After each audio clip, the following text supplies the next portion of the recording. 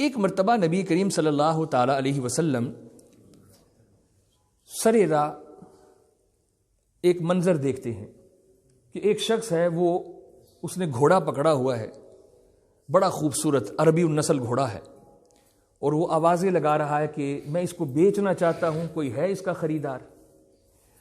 حضور جب گھوڑے کی طرف دیکھتے ہیں تو آقا کریم علیہ السلام کو وہ گھوڑا پسند آ جاتا ہے۔ حضور صلی اللہ علیہ وسلم اس کے پاس جاتے ہیں، اس سے کہتے ہیں بھی میں اس کا خریدار ہوں، اس کی ایک قیمت طے ہوتی ہے۔ تو کریم آقا علیہ السلام فرماتے ہیں کہ بھئی پیسے اس وقت میرے پاس نہیں، میں گھر سے پیسے لے کے آتا ہوں، تو میرا انتظار کر۔ یہ فرما کے حضور ابھی چلتے ہی ہیں کہ ایک اور شخص آتا ہے اور وہ زیادہ قیمت لگاتا ہے۔ تو اب وہ جو بیچنے والا ہے وہ حضور سے کہتا ہے جی آپ ذرا ٹھہر جائیں۔ حضور مڑتے ہیں، کیا بات ہے؟ کہا جی میں اس کو بیچنا چاہتا ہوں۔ رحمت عالم صلی اللہ علیہ وسلم اس سے فرماتے ہیں بھئی تیرا میرا تو سودا طے ہو گیا ہے، تو کیسے بیچ سکتا ہے اس کو؟ اب وہ کہتا ہے جی ابھی سودا طے نہیں ہوا۔ حضور فرماتے ہیں نہیں، سودا تو طے ہو گیا ہے، سودا تو طے ہو گیا ہے، قیمت تو ہم نے طے کر لی ہے۔ اب وہ کہتا ہے کہ اس پر اگر کوئی گواہ ہے تو وہ آپ پیش کرے۔ آپ کہتے ہیں قیمت طے ہو گئی ہے، سودا کر لیا ہے، میں انکار کرتا ہوں، تو تصفیہ کیسے ہوگا؟ یقیناً کوئی تیسرا بندہ ہو جو گواہی دے۔ اب وہاں پر ایک ہجوم اکٹھا ہو جاتا ہے۔ اسی دوران آقا کریم علیہ السلام کے ایک صحابی ہیں، حضرت خزیمہ بن ثابت رضی اللہ تعالیٰ عنہ، وہ موقع پر موجود نہیں، وہ کہیں گزر رہے، انہوں نے ہجوم دیکھا، وہ بھی آ گئے کہ دیکھیں کیا ہو رہا ہے۔ جب وہاں گئے، پوچھا کیا ہے، بات کانوں میں پہنچی تو فوراً آگے بڑھے، کہا میں گواہ ہوں، میں گواہ ہوں، یہ سودا طے ہوا ہے، یہ قیمت طے ہوئی ہے۔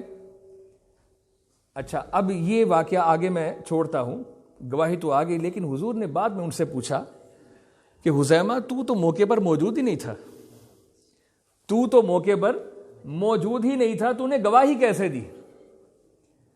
تو حضرت حذیمہ بن ثابت رضی اللہ تعالی عنہ نے آگے سے عرض کی، حضور یہ تو بڑی چھوٹی بات ہے، یعنی میں موقع پر موجود نہیں تھا، بن دیکھے میں نے گواہی دی، یہ تو بڑی چھوٹی اور معمولی بات ہے۔ ہم نے کوئی خدا کو دیکھا ہے، رب کو دیکھا ہے؟ آپ نے فرمایا خدا ہے، اللہ ہے، تو آپ کے کہنے پر ہم نے مانا ہے، گواہی دی ہے۔ ہم نے جنت کو کوئی دیکھا ہے، ہم نے کوئی جہنم کو دیکھا ہے، ہم نے کوئی قیامت کو دیکھا ہے؟ یہ جتنی بھی چیزیں امور غیبیہ سے تعلق رکھتی ہیں، حضور آپ کے کہنے پر ہم نے مانی ہے، اور ہم گواہی دیتے ہیں کہ یہ ہے۔ یہ تو بات ہی بڑی معمولی سی ہے، حضور آپ فرما رہے ہیں تو سچ ہی فرما رہے ہیں۔ اب رحمت عالم صلی اللہ علیہ وسلم نے اس موقع پر آپ کو ایک خاص شان عطا کی، حضور نے اپنے اس غلام کو ایک خاص شان عطا کی۔ اب وہ شان کیا ہے؟ دیکھیں کسی بھی شرعی مسئلے کے اوپر بعض اوقات بعض معاملات میں دو گواہیاں درکار ہوتی ہیں، یعنی دو مرد گواہی دیں تو اس شرعی مسئلے کا تقاضا پورا ہو جاتا ہے۔ حضور نے یہ شان عطا کی ان کو، فرمایا کہ جہاں پر دو مردوں کی گواہیوں کی ضرورت ہوگی، یہ میرا حذیمہ اکیلا ہی کافی ہے، یعنی اس اکیلے کی گواہی دو کے برابر ہوگی۔ یہ حضور صلی اللہ علیہ وسلم نے ان کو ایک خاص فضیلت اور شان عطا کی۔ اچھا اب وقت گزرتا ہے، آقا کریم علیہ السلام اس دنیا سے پردہ فرما جاتے ہیں، حضرت ابو بکر صدیق کا زمانہ ہے، جنگ یمامہ ہوئی، وہ منکرین ختم نبوت کے خلاف، بے شمار حفاظ کرام صحابہ شہید ہوئے۔ اس موقع پر حضرت عمر فاروق رضی اللہ تعالی عنہ نے حضرت ابو بکر صدیق کو یہ مشورہ دیا کہ آپ ایسا کریں کہ قرآن پاک کو جمع کریں دو جلدوں کے درمیان، یعنی کتابی صورت میں۔ اس سے پہلے قرآن پاک کتابی صورت میں جمع نہیں تھا۔ تو ابو بکر صدیق رضی اللہ تعالی عنہ نے آگے سے حضرت عمر سے کہا کہ اے عمر، جو کام رسول اللہ نے نہیں کیا وہ میں کیسے کر سکتا ہوں؟ اب یہ نقطہ بھی بڑا قابل غور ہے، جو کام رسول اللہ نے نہیں کیا وہ ابو بکر کیسے کر سکتا ہے؟ حضرت عمر نے آگے سے کہا کہ اے خلیفۃ المسلمین، خلیفۃ المومنین، یہ کام خیر پر مبنی ہے. یہ جو کام ہے نا، بے شک حضور نے یہ نہیں کیا، لیکن یہ کام خیر پر مبنی ہے اور امت کو اس کا نفع ہوگا. اس بات نے خود حضرت ابو بکر کہتے ہیں کہ میرے سینے کو کھول دیا. عمر کی اس بات نے میرے سینے کو کھول دیا. میں نے کہا عمر تم ٹھیک کہتے ہو. عمر یہ تم ٹھیک کہتے ہو، ذرا یہاں پر رکیے. یعنی یہ ہمیں ایک ضابطہ دیا جا رہا ہے، ایک قاعدہ دیا جا رہا ہے صحابہ کرام کی طرف سے.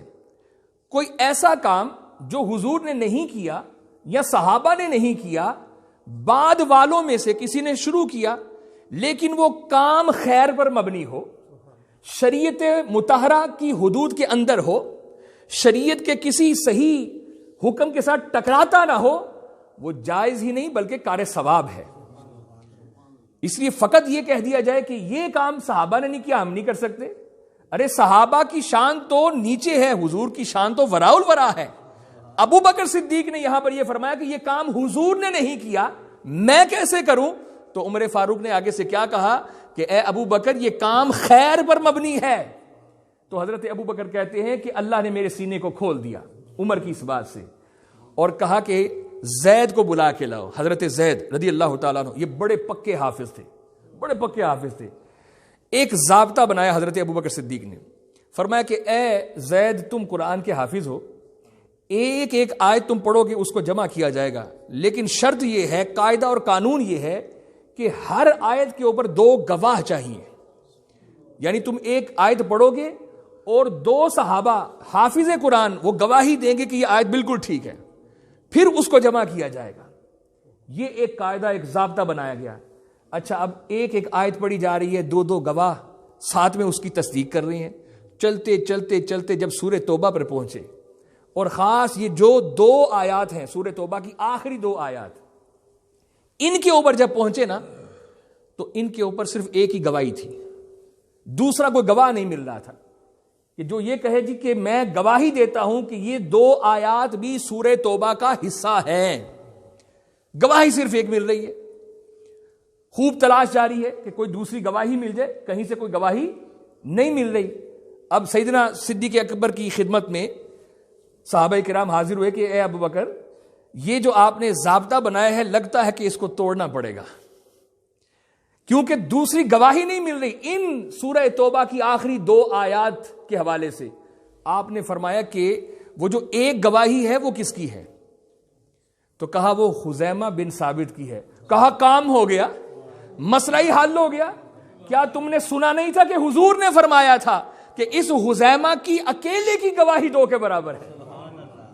یہ وہ حضرت خزیمہ بن ثابت رضی اللہ تعالی عنہ تھے کہ جنہوں نے یہ سورہ توبہ کی آخری 2 آیات پڑھی اور ان پر گواہی دی کہ یہ واقعی سورہ توبہ کا حصہ ہے، اور پھر ان کو جمع کیا گیا اور سورہ توبہ کی تکمیل ہوئی.